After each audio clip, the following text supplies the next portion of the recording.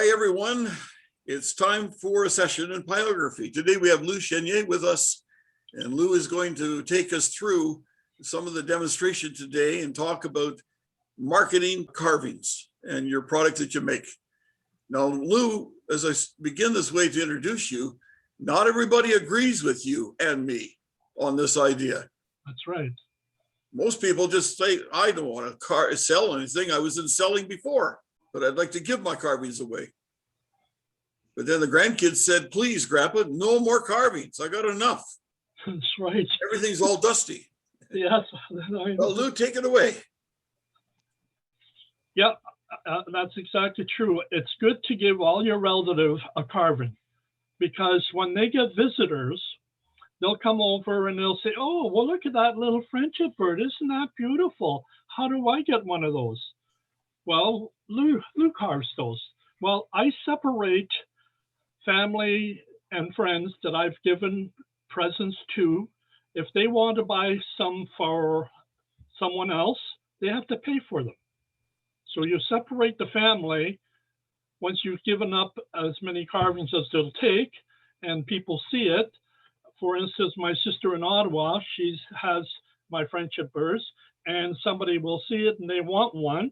So she'll text me and I'll mail it to her and she sends me a check. So you have to learn to separate your business from your personal. It's a business. So for the friendship birds, I've done 83 types of wood from all around the world. And I get my wood from Exotic Wood in Burlington and from A&M in Cambridge and the Woodshed in Smithville.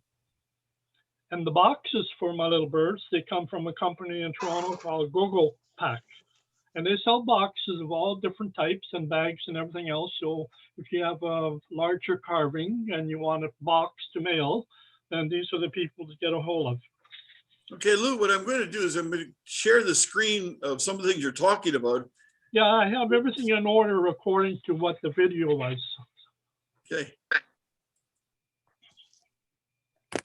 There you are. There's Abby. That's my girl. She trained me very well. It's a beautiful pup. Yep, she was very good. Well, Lou, on the screen now, we've got some friendship birds. Yep.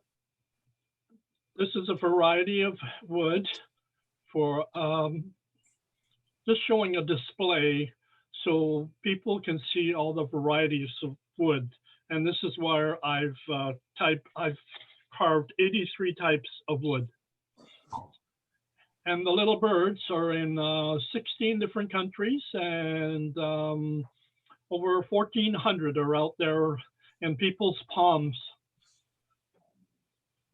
And they come in a little display box and with the poem, the friendship poem.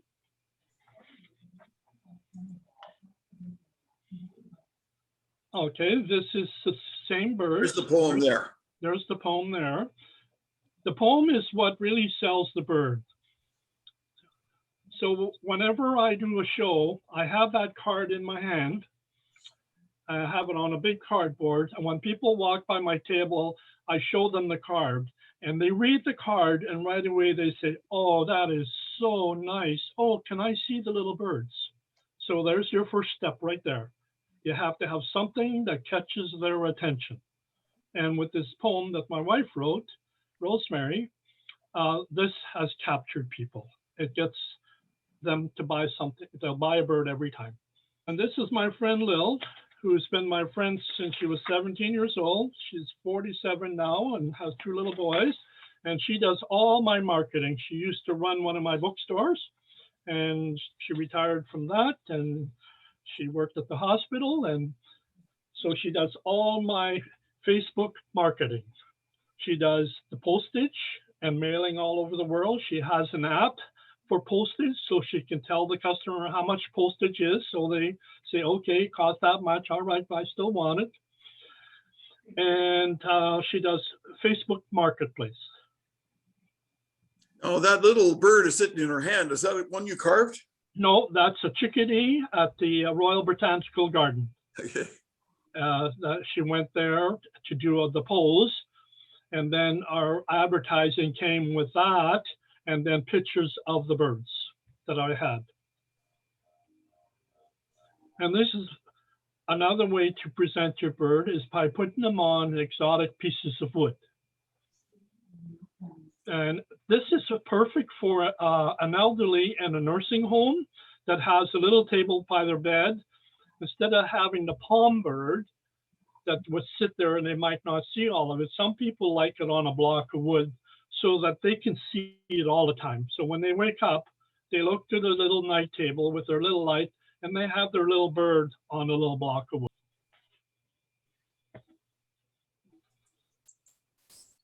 Now, sunburst. When I cut out my birds, you will have a pattern drawn on the top and the side view of the bird on the side. When you cut it on the bandsaw, you cut out the top view, then you turn it sideways and you hold on to everything and you cut out the little bird. When everything pops out, you're left with these pieces of wood. So I save all the different types of wood. This is olive from Italy. Oh no, this is the canary wood from Brazil. And then I came up with this idea. I'm not going to throw this in the garbage.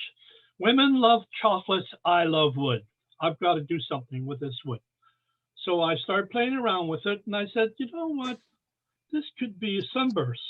So I called it Great Glorious Golden Sun, shine down on me today.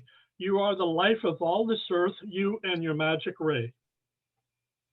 Beautiful. Now, this is the side view of the birds that pop up from your bird that you cut out. And instead of throwing that away, I said, well, I was playing around with the wood and I was trying to think what to do with it. And I accidentally put two pieces together and I said, oh, there's my little bird. Because they don't always necessarily match to fit. So you have to play around with them. Well, I have thousands of these. So I decided, well, I'll make my own little frame and I'll put some of these little birds together. So that's a silhouette of the little birds.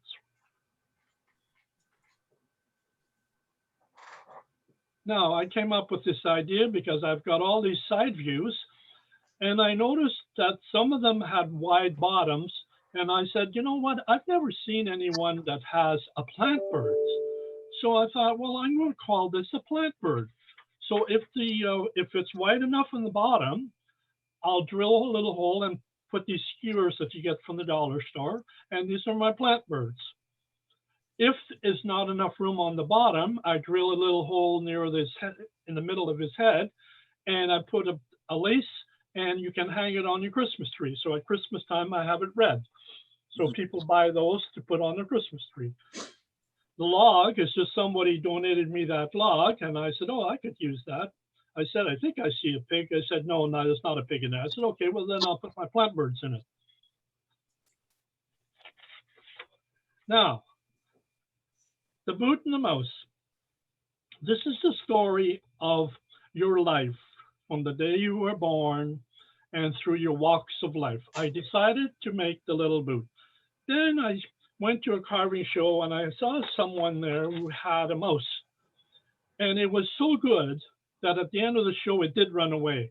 So I decided to carve two mice, and I actually call this two mice included in case one runs away. I had a lady call me one day and said that one of her mice ran away. And I said, have you been feeding it very good seeds? They only like good seeds. She says, no, I think she's found the boyfriend. I said, okay, that's fine. I'll send you another mouse.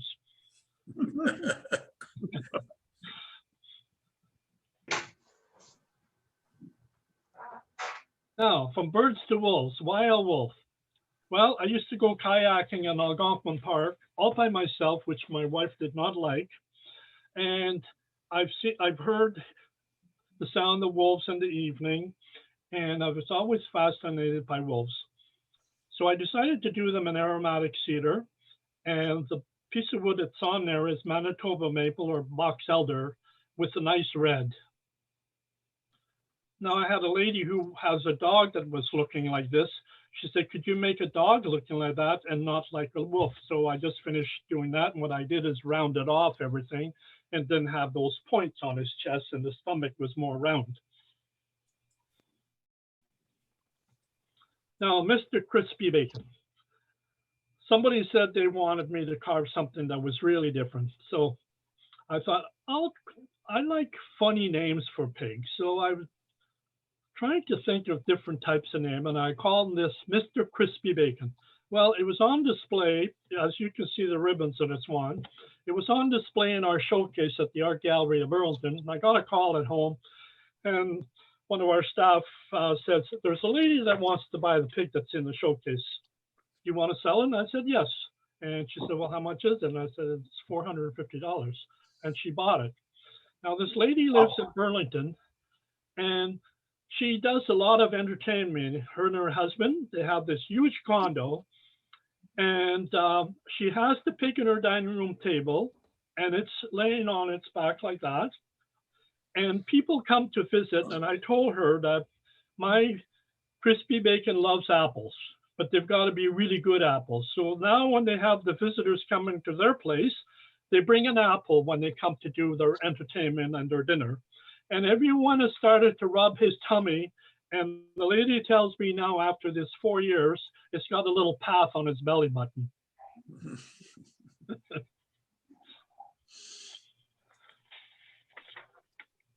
Now, there's the reason why I love pigs. When I was a boy, this is what I did. I was on a farm for a little while when I was a little guy, and they had pigs. And later on in life, Rosemary's uncle raised pigs, and I just loved the little gaffers. So that's why I carve pigs, because I love bacon. Now, this is a log that I went to a wood lot in Flamborough. This place in Flamborough has these logs all stacked up a block high, and they have a big crane, and the guy will take you with his golf cart, and he has a big power saw, a huge power saw, and he'll take a log down that you see if you want a piece of it, and he'll cut the piece you want. After a half an hour, he came out with his cart, and he said, did you find the log okay? And I said, no. I said, but what about that log in the field over there? It was in tall grass, and I could just see a stump hanging out. And I said, you know what? Let's go have a look. He said, well, it's old. It's like been there about 30 years. It's probably all rotten. I said, let's go have a look. So we get on the golf cart, and we go through the tall grass and pulled it out and put it on the back of the golf cart. And I walked around it. And I said to the guy, you know what? I think I see a pig. He said, I beg your pardon? I said, I think I see a pig out of this log. He said, okay, good luck with that one. I said, how much do you want for it? He says, I want $20 for it. Is that okay? I said, absolutely. I said, I think I see a big pig. So there was the start of it. It was very hard wood. I could only use chisels. I started with a fork, but it didn't work. So I started using chisels. Now, this is a finished, this is the Duke of Porkingham all finished. As you can see on the bottom corner, an apple, it almost looks real. I even carved the apples, and he's got pieces all over. He's being a real pig. Now, it's sold at the art auction, at the Burlington Art Auction, Art Gallery of Burlington, for $1,000. Holy Christ.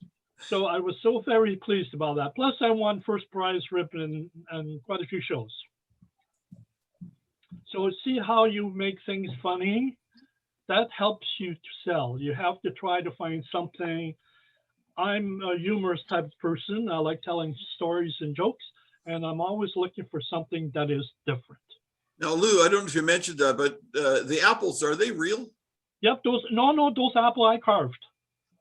Okay. Yeah, and the one red one that you see, the black, that's ebony, black ebony with a little stump them. Yep, those are all, people were fascinated by that apple. They said that apple looks like you could eat it. I said, yeah, I love that apple. That was my best apple. And the other one that you see in front of them is a bit rotten. I told him, you got to eat these a little faster or else they're going to go bad on you.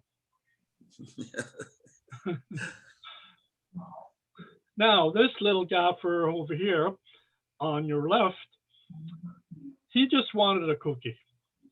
And he's got his butt up that way because he felt that he probably can get his head in the cookie jar to get a cookie. And the cookies are carved out of scrap pieces of wood. And when he was on his way down, he got caught and he couldn't get any cookies. So I put a few cookies out there for him. It's sold. Miss TL Tender Loving.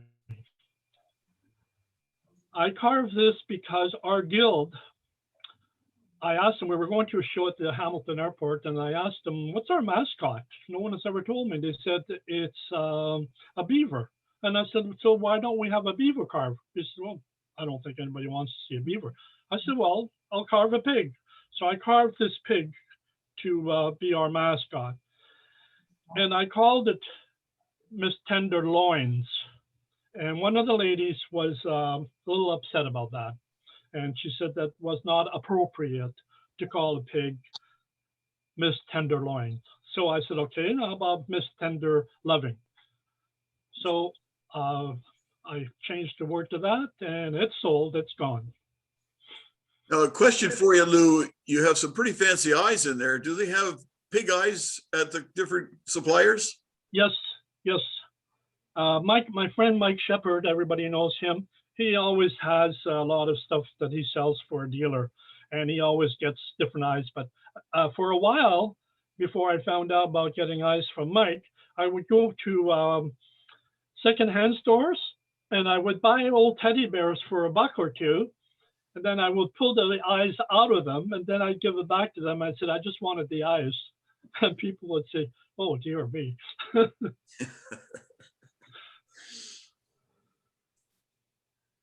Then I decided to switch to intarsia. I met someone at our guild about 25 years ago who was the only person doing intarsia, and I didn't know what that was. And he was showing me all the things that he'd done. He was in his 80s, and he said it'd be nice to have someone else. We had over 125 members, and he said it'd be nice if somebody else would be interested in doing intarsia. So I said, yeah, tell me all about it. I would love to try doing intarsia. So this was my first piece. And I did this for my friend Lil, who loves horses. Now, this is a different one.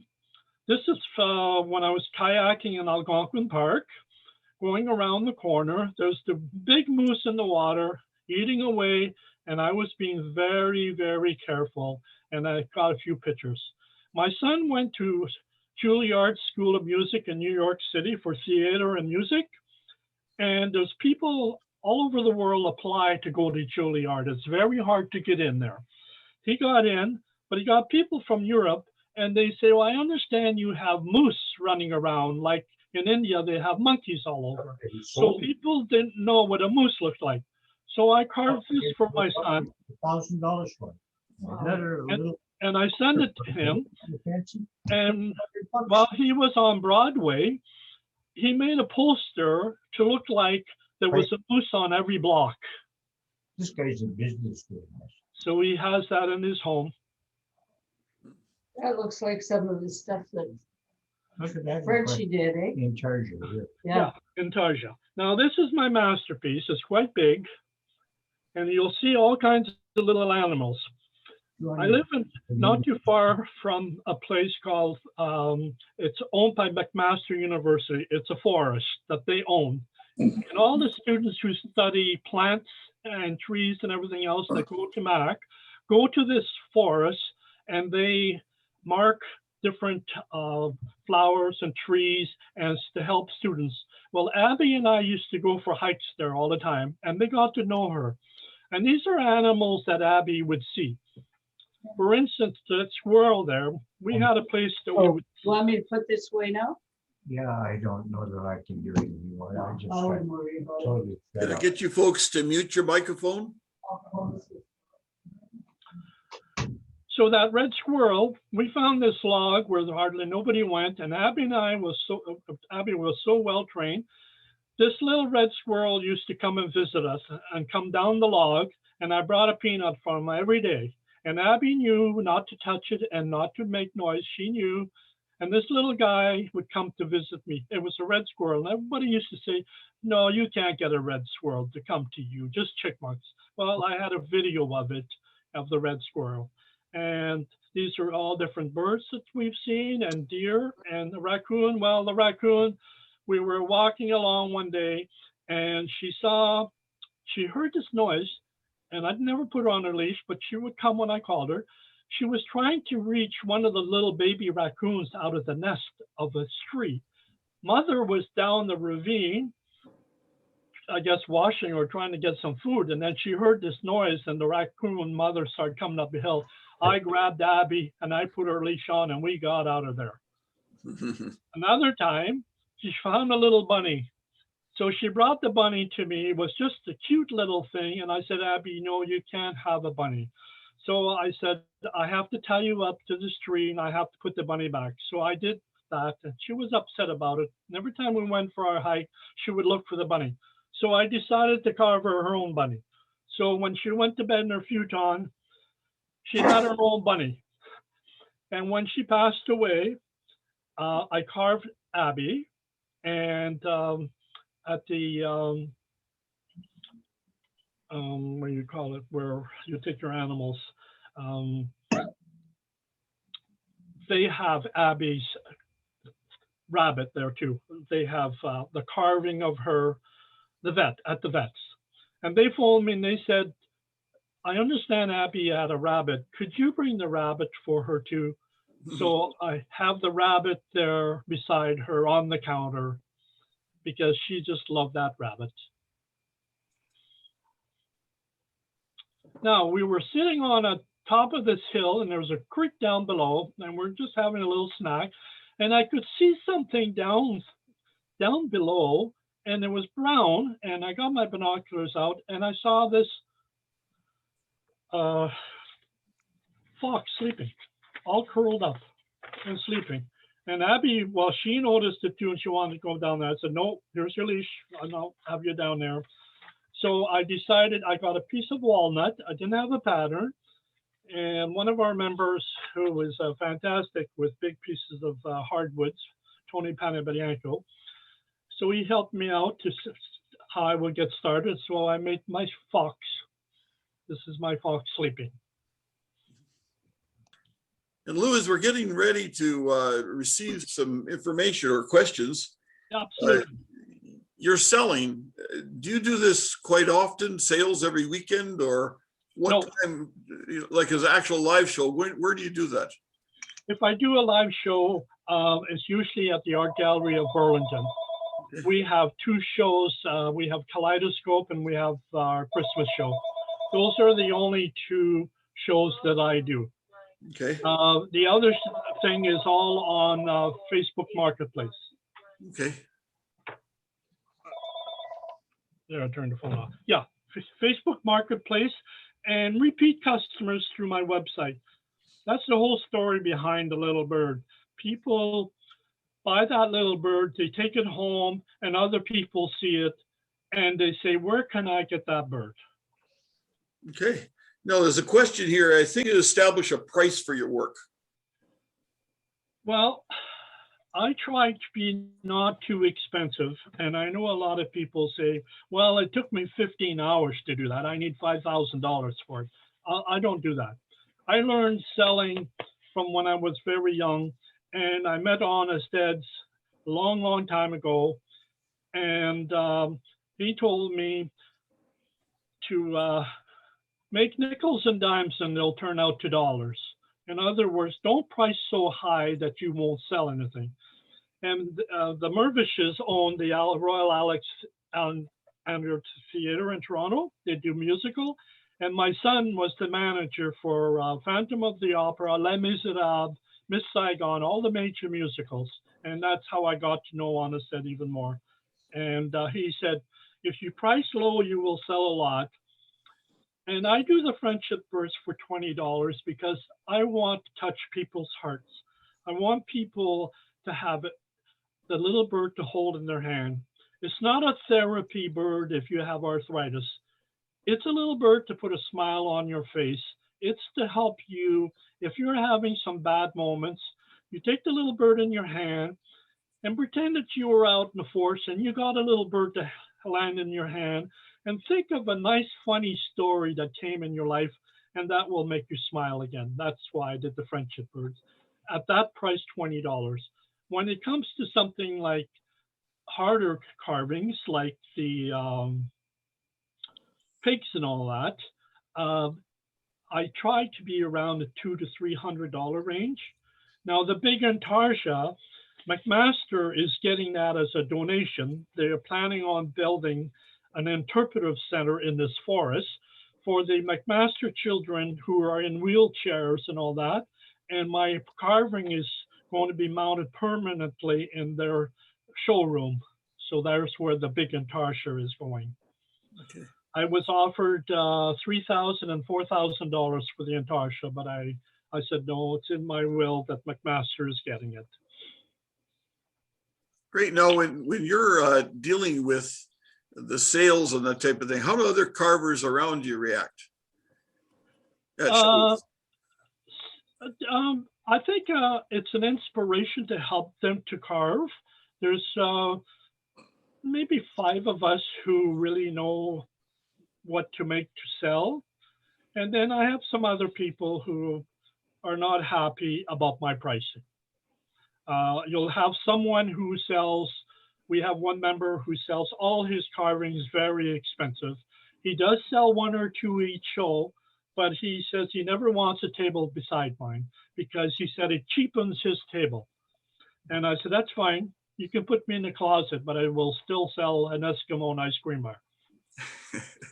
I think one of the reasons that you sell, and there's a contrast I see at some of the shows that we attend, is that you are a talker. Yes, I am. You talk to everybody.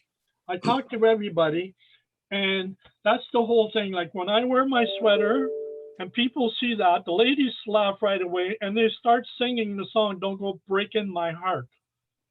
And then they say, oh, what do you sell? And then I lift up my card and I show them the poem. And that's the first thing I do about the little birds. Whenever someone walks in front of my table or comes in through to see the show, the first thing I do is I greet them and I say, hello, how are you today? And how are you enjoying your day? And I show them the card. And when they read that card, it touches them. Every person says, oh, that is so nice. Oh, and you have these little birds? And I have a big display, and that's how they sell. Great. No, I just have something that's different than everybody else. Great. Now I'm going to put this question to the group that we've got here today that are watching. Could you tell us, have you done birds? Now I call mine comfort birds. Yep. Lou calls his friendship birds. Have any of you carvers done something with your comfort bird or friendship bird in your area? It's Bob here. I've made maybe 12.5 comfort birds, but I've only given them away to recently widowed ladies to try to bring them comfort. It was just a giveaway. Very nice. Very nice. Anyone else? So Richard, Okay, can Richard. you hear me? Yep. Okay. I've made probably 50 of them over the last 3 or 4 years. I give them to palliative care and the Salvation Army, Alzheimer's group, and through the church, again, people who are recently bereaved. They sometimes they see them, they get a little explanation of what you can do with it, and quite often they take them. I've also given 7, or I guess it's 8 now, to kids who are autistic. Very and nice. they really enjoy them. It changes their life. It They certainly can't does. believe it. They can't believe it. When you see their face, when they were holding a little bird that you've given to them, it just does something to their heart and makes them very more positive, and you'll get a smile out of them all the time. So there's two ways of things here we're talking about. One is the art of selling, and the other one is what you're doing, which I've done too. I do give to organizations, and I donate a lot of my income from this to places, and I try to touch as many people as possible. But when you're separating it as a business, then it's a different story than what you're saying. Yeah, I've had I've had luck in that there are several pieces, no, maybe 15, that people want to buy. Yes. And what I say is, if you want to buy this, figure out in your mind what you think it's worth. I will give it to you as long as you guarantee you will give that money to a charity. Very nice. Then it's not a business for me. It's enjoyment, but it's paying it forward to someplace else for somebody who says, yeah, I really want your piece. So I'm going to contribute something along the line of the friendship bird and comfort bird. My adventure started here in Peterborough about 5 years ago, when a person that I know quite well was involved as a counselor at the hospice. And he had heard about the comfort bird, wondered if I could carve some. And I said, well, how many are you thinking about? I thought maybe, 2 or 3. He said, well, let's start with a dozen. And so what happened was that the folk were asking if they could give one to Dad to hold when his pain was really great. Very nice. That really touched my heart. So I carved more. And now I'm probably at about the 50 to 60 mark of birds going to the hospice. And the families have asked if they could keep the bird because Dad loved it so much, they were going to bury it with him. Yes, I've had that happen twice. Yeah, now at Lang Pioneer Village, where I go regularly about 2 to 3 times a year, it's the major shows. At the one show, the young boy came up. He was about 10 years old, but he was very small in size and never said anything. And his mom asked him, he picked up a bird and held his hand. He was rubbing it. And she said, do you like that? And he just nodded, yes, I really like that. He didn't say anything. So she got one for him. And she came back later to tell me that he's autistic and he can't speak, but this comfort bird is already his favorite. Oh, And now yes. other families have bought them for their family members for autism. At the same kind of show that I was at, a lady probably in her 40s came by and she saw one, she picked it up and she said, I have to have this. And I said, who are you getting that for? And she said, for my brother. So she gave it to him, and she came back a year later to see me and she said, you won't believe it. He has PTSD and this comfort bird has been a tremendous help to him. So it's opened up a whole new area for giving for the post-traumatic stress people. And so I think that this will really help in that area. So I just encourage everybody that's listening to this kind of story that whether you sell or whether you contribute, that this little friendship bird that Lou was talking about can be a tremendous help for you reaching out to your community. Absolutely, yes. And what I do at the Art Gallery of Burlington is they sell it in the gift store, and I donate 50% of the profit for them to help them keep going. Okay, Lou, just a question here. That could you put up your sign with your poem on it? Yep. And just hold it there for a second so folks can read it. And maybe you can read it and say it for us. Can you remember it? I'm a little friendship bird who comes to stay with you. Let me nestle in your palm to bring you love, joy, and calm. Where did that poem come from? My wife wrote it for me. My wife's also a very good writer. When you go to my website, you'll notice a story behind every carving. And those are all things that she's done for me. Mm-hmm. And whenever I sell pigs, I always make sure I have this one with me. And then when it's supper time, I go, that means put your tools down. It's time for supper. Okay, the forum's open for the rest of you. Do you have a comment or a question? Sue, did you have a question you want to ask? No, I didn't have a question. I guess was gonna say, I lose my internet occasionally, so that's most likely why I disappeared. I do Intarsia is my, Yeah, that's. my good. love. Yeah. And I do a couple of shows a year, so I Very sell nice. online now, and then we have a juried show in Thunder Bay, so, Oh, I love Thunder Bay. I've been there. yeah. So it's, the pricing is usually the issue, because when you sell something, they go, oh, that's too much. Yeah, And you're going, I did a geisha girl, about 5 feet tall, and I had the umbrella, and I used Padook, and I made the tree, and I had some of my little palm birds in it, and she's holding a bird in her hand. And once you win a ribbon with it, then you can ask for a higher price. I sold that for $1,200. yeah, Oh, And then I did the Canada Goose, which you would see on my website. And the story behind that is that the Art Gallery of Burlington, being on the lakeshore, we have Canada geese all over the place, the parking lot. And I said, gee, I wouldn't mind doing an Intarsia of the Canada Goose.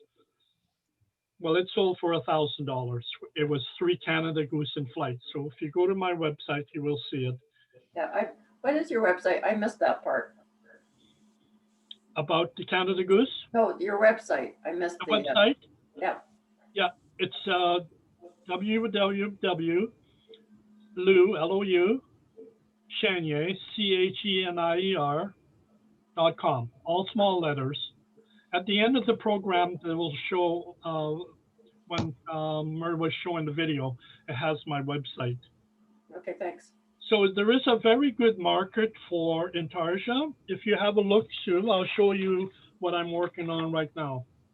Yeah, I saw that at the beginning. Yes, that's what I'm working on now. So it depends how much you're putting into it. If Oh, you yeah. have, right? I don't charge for my time because I'm retired. I Yeah. do it because I love doing Intarsia. Something that you think you will sell. This is what I always tell people. If you want to sell, think of something that people would buy. Do you follow Kathy Weiss and Judy Gale Roberts? Yes, I do. Yes, I do too. Yeah. Now, they get good money for their carvings. So if you buy some of their patterns and do something that's really nice, you can get good dollars for your carvings. One thing I can mention is that in my with my company of carving and business of carving, it became a full-fledged business 13 years ago when I retired. And during that time, of course, the first invitations, people were all excited about it. They wanted me to be a part of their church bazaar sale. Yep. Yes. So I did the church bazaar things, in the church rummage sales, that type of thing. And what I found out was that one of the main things that the churches do is they advertise their baking. And they sell hundreds of dollars of baking, but they use me as an attraction to get people there. And they come to look at it, and then they smell the baking, and I lose them.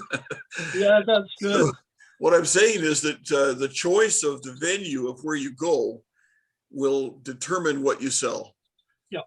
My friend Lil, that's what she does. She does all the school shows and church shows for me. Because of my health, I can't do those shows. Okay. And I always said, make sure you get me a butter tart because I love butter tarts. Well, as you do that too, in the mall where I do the demonstrations and I have my sales during the week when everything's open up in Peterborough, this 2020, it hasn't happened at all. But when I'm there, I had my things out on the table, and I had one of my wood burnings, which is the big owl, done a cross section of a Manitoba maple. It turned out really well. Yes, it would. And this young lady, she would probably be mid-40s or so, maybe roughly about that age. She was by herself, and I was alone at the table at the time. There's nobody else there. And she came up and she asked me, how much is this? And I have kind of a, well, tongue-in-cheek answer. Because my wife owns it, I can't sell it, but I don't say that to people. I said, well, I don't think you could really afford it. She stopped and looked at me. She said, how do you know what I can afford? I said, oops. Yep, whoops. She's quite a well-known lawyer in the area, and she could have bought them all likely, but let alone the carving. But Yeah, it was you just, can sense that, Murray. This is the thing, if you really know retail, like you were in retail national cash register, when I was store manager at Dominion, and we had you people do our cash registers, you get to know the expression and the mannerism of people who have money and don't have money. Yeah. I have a feeling, as soon as I see someone, I know that they have money or not have money. now, one of the fellows that carved with me, his name is Mr. Seeberger. He lives up in Fort Francis. And Gord has a feeling he hates when people come up and say, well, that's too much. I won't pay for that much for it. You're kidding. You're selling that for $20? Well, he made it, brought up an idea simply, and he started doing this. He took a baggie, one of the Ziploc baggies, Yep. and picked up the chips off of his bench and put it in there.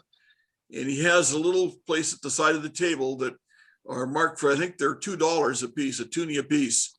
And when they start giving this, and he said, oh, well, I've got a deal here for you. If that's too much, you can buy this for $2 and go over to the dollar store and get a tube of glue, and you can make yourself one.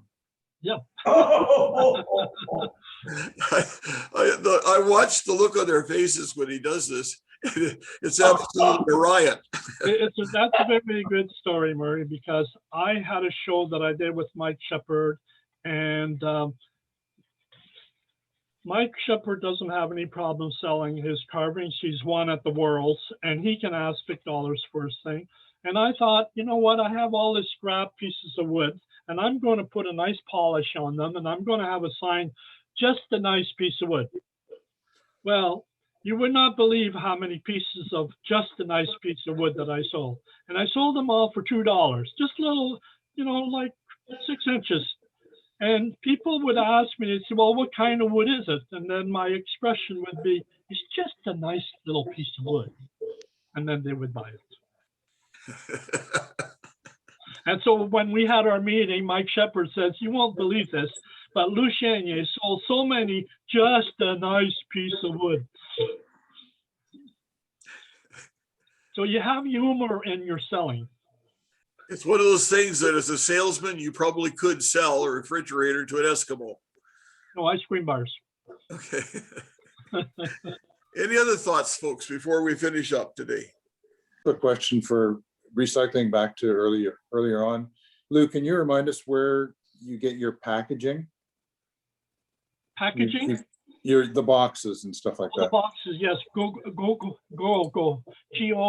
Pack in Mississauga. Okay.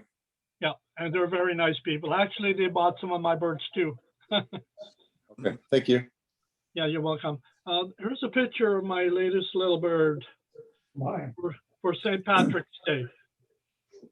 I just finished doing this. What is it made out of, Lou? This is birch. It's multi-layered and it's dyed in all these different colors. And then it's glued together, and then you carve your pattern on it. This is my little St. Patrick's Day bird. Okay. Gordon's message is, how do you spell ataxia? A-T-A-X-I-A.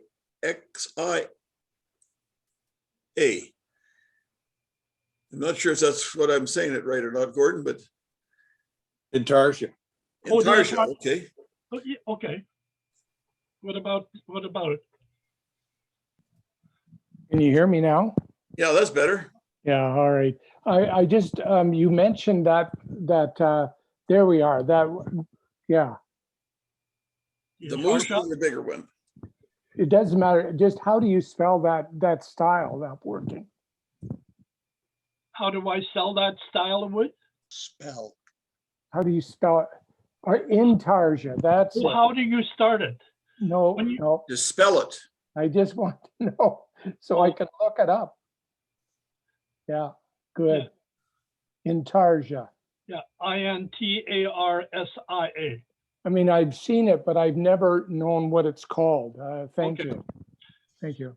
The one thing about if you're doing complicated intarsia, you make sure that you start from the middle and work your way out. That way, if you're not getting close, like this piece here, I started from the middle. I cut out these other individuals, then I started from the middle and worked out. Because when you get to the corners, no one's going to know if it's short on that side, but they will definitely know if there's something missing in the middle. Yeah. And if you look really close there by the flower, the lily, there's a little mouse hiding in there. Gordon, I could just mention here when we're looking at this that in the Ontario Wood Carvers Association, there is a growing body of Intarsia people.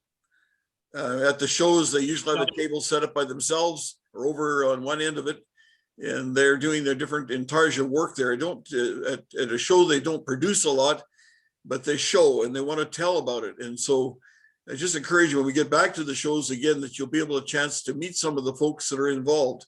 And perhaps even we could, if you could email me at president@ontariowoodcarvers.com, I can get a email to you Right. with the fellow's information in it. Okay, thank you. Good.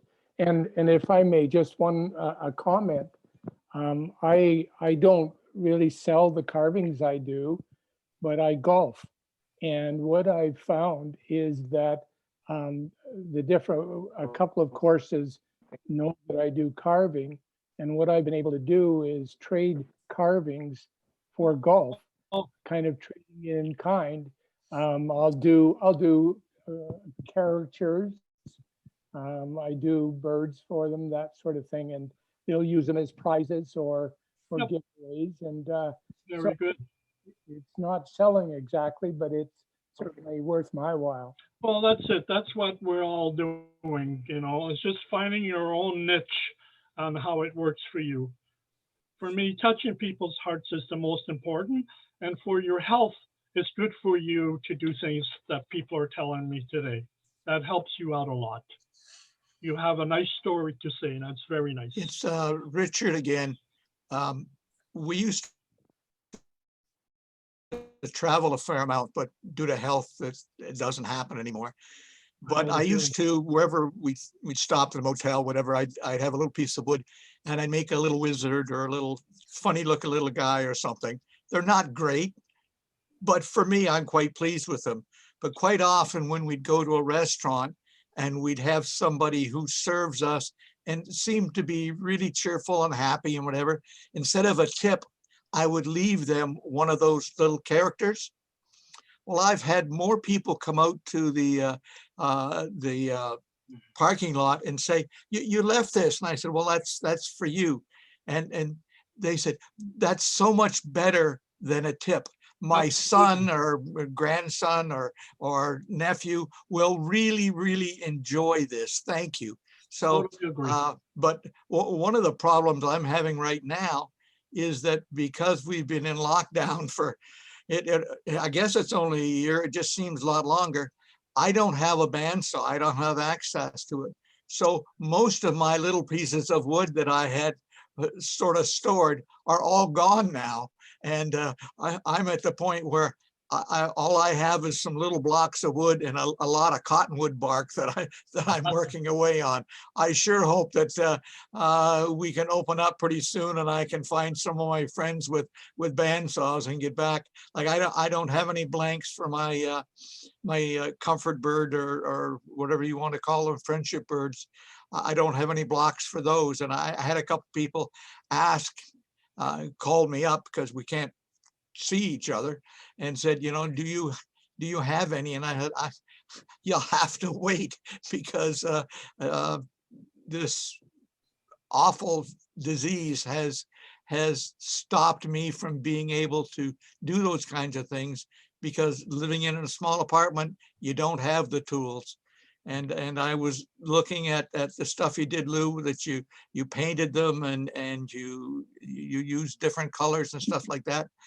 Well, I don't have space for that, but I sure enjoy watching, and thank you for sharing. Oh, absolutely. That was a nice story for you too. I want to go back to what Gordon has mentioned about golfing. That brought up a thought that Over the years, one of the kind of carvings I experimented with was to take the skin off of a golf ball, the outer layer, and then about 50% of the piece to take it off the top, and then carve a face into that rubber interior. Now, way back when I started golfing, when I was about 12 years old, which is way back in the last century, golf balls all had rubber bands inside of them. Now they're all this amazing different colors and different consistencies of rubber or compound inside to make the ball go further. I started carving these, and I had some out just for display to show people what they're like. And what I try to do is to mount the golf ball. I take a little piece of scrap wood, probably cedar, and cut it into about 1.5 inches square, maybe 3/4 inch thick. Drill a hole through the center of it and put a screw up through the bottom into the golf ball, and it becomes a mini trophy. And so they use it as a duffer, they call it. So they give it to people at a golf tournament that didn't win the major prize. Anybody that comes gets one of these. I thought this is a great idea. And the fellow that came to me, he said, I'd like to get these as duffers. He said, would you make some for me? I said, how many do you want? And he said to me, 150. Yeah. It's a little bit of a problem. I carved a lot of golf balls to get ready for this tournament. It was a charity thing, so they were just given to him. And I said, but the problem is that 150 balls would cost me a fortune to buy at Walmart or sports stores. Oh, he said, don't worry about balls. He said, at our golf course, he said, I'll get you balls. I came back after shopping one day, and there was one of those huge, I think it's about probably 15 inches by 15 inches, 15-inch deep, plastic milk container. They deliver the milk in it or different products in it. It was full of balls. I've got more golf balls now than I'll carve in my lifetime. The guys are now getting them as a sale kind of thing. They'll order the number that they have in their golf, 4 to 5 guys, 6 guys going out to golf together. They're getting ready to go to Florida. So this guy buys it for his troop of guys that go down in his business, and he gives them all a golf ball to remember that particular tournament that they went to. Here's another thing about selling too. You're always, if you want to sell as a business, you try to think of where else can I sell? Yesterday we had portraits done with a studio who do weddings, and they thought that would be a nice little present for wedding present for the dinner tables, that each guest would get a little friendship bird. So Lil and I are working on that now. We just had the pictures taken yesterday. Great. So that's a potential big market for someone who does the comfort birds, or if you do something else like the golf balls, golf tournaments, these are all areas where they're looking for something that's not too expensive. Yep. Well, we're coming to the end of our show today, and I thank you so much, Lou, on behalf of our Thank you, everybody. executive in this virtual show, first time ever. You did a great job for us. Thank you. I appreciate it. I love talking to people. And I can't wait to get to one of your shows at the center when you're up and running. That's my home. That's where all the saws are. Well, goodbye, everybody. Thank you Bye, for tuning everybody. in. Thank you so Thanks, much. Lou. Thanks, Lou. Thanks very much. Thank you, Lou. Thanks, Lou. Thanks, Murray. Take care, everybody. We'll talk soon.